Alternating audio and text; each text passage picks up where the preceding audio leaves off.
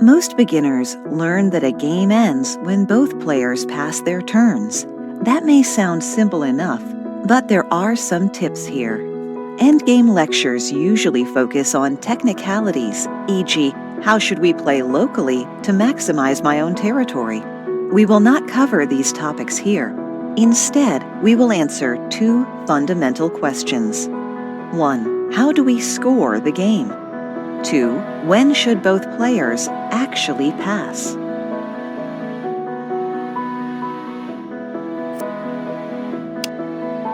When it comes to scoring, there are two possible methods. 1. Territory scoring, and 2. Area scoring. In most cases, the resulting winner will be the same, so you can choose the one you prefer. Let's look at the details of each of them. Territory scoring is a method used in Japanese and Korean rule sets. To determine a player's score, we count the number of empty intersections the player has entirely surrounded, called territory, plus the number of enemy stones he has captured. Look at the board on the right. Assume white has captured 2 stones and black none. What will the score be under territory scoring? Assume white has captured 2 stones and black none. How do we calculate their score then? Under territory scoring, black should have 22 points, all of which are territory points, while white should have 19 points, a sum of the 17 territory points it controls on the board, marked by the white squares, plus the 2 enemy stones it captured. Therefore, black is the winner with a margin of victory of 3 points. Area scoring is a method used in Chinese rule sets. To determine a player's score, we count the number of the player's stones on the board and the empty points these stones have surrounded. Let's get back to this example. White has still captured 2 stones and black none. What will the score be under area scoring?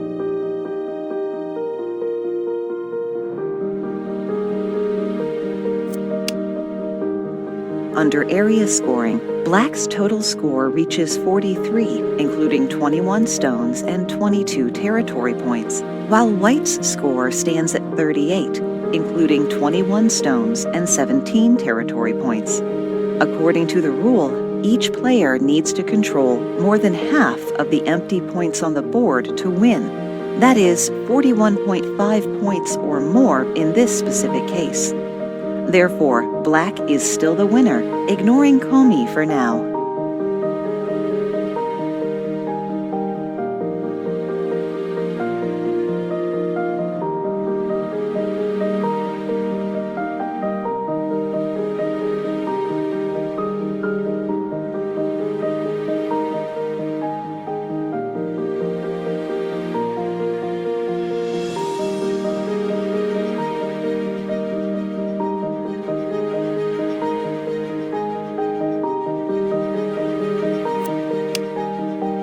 Now, the last step you need to know is this.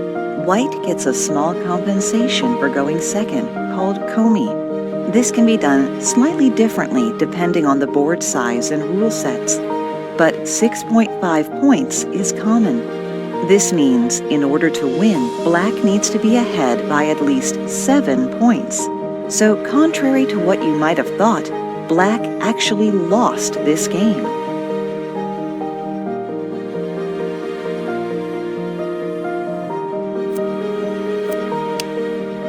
Here are 2 things in area scoring you should be aware of. 1. Playing neutral points, as shown in triangles, grants a point since you are putting down an extra stone. 2. Playing in your own territory does not change your score.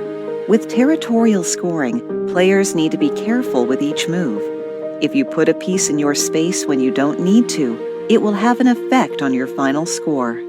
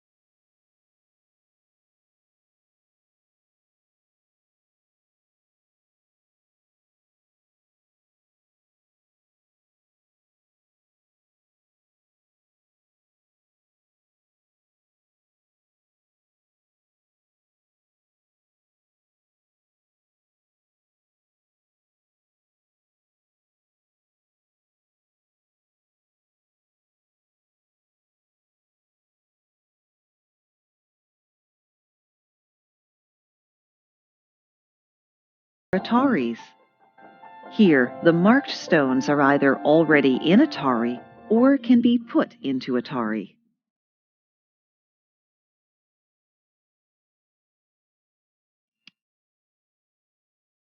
If a stone is already in Atari, with one more move, you can take it off the board to gain points. So both black and white are still interested in playing at 1. What about the other two?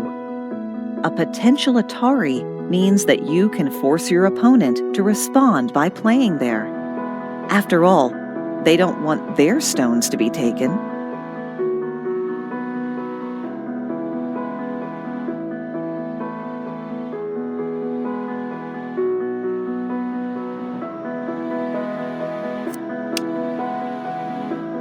This game is basically finished. The only reasonable moves left to play, besides putting stones inside your own or your opponent's territory, are 1 and 2. They're what we call dame or neutral points. That is because for neither player would it be profitable to play here.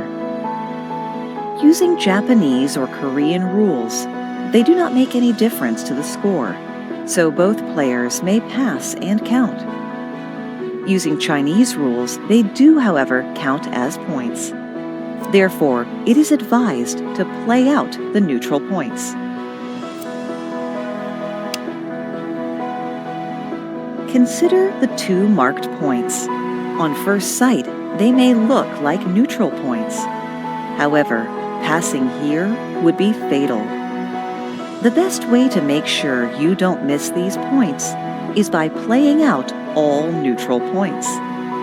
The following 3 steps should equip you well for the endgame. 1. Seal off all territories. 2. Play or prevent Ataris. Look for captures. 3. Play out the neutral points.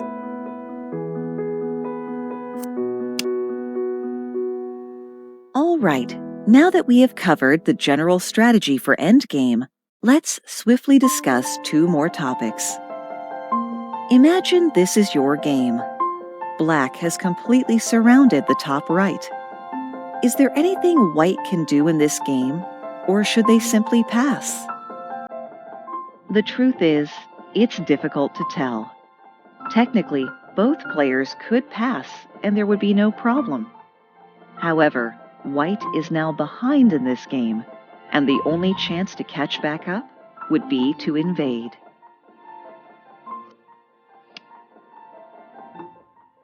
Here is one thing to remember.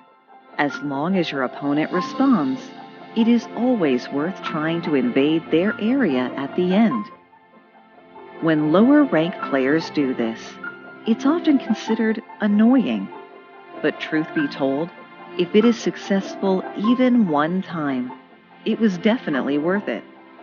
There is no better way to find out what happens than by trying something.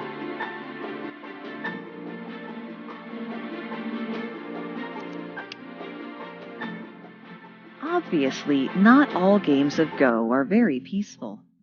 But at the end of the game, when players decide which groups are dead and should be taken off the board, a lot of difficulties arise. On this board, all of the marked stones are dead. There is no need to play all the moves and capture them.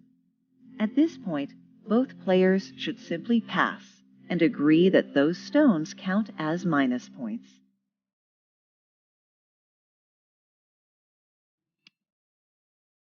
Why is the top group dead? It only has one eye. The other one is a false eye. To judge this correctly, you need to understand the concept of life and death. Being able to recognize false and proper eyes will put you in a good position. If players disagree about a group, you should resume the game and play any moves necessary to capture the group in question. In a tournament setting, you may ask the referee for a decision.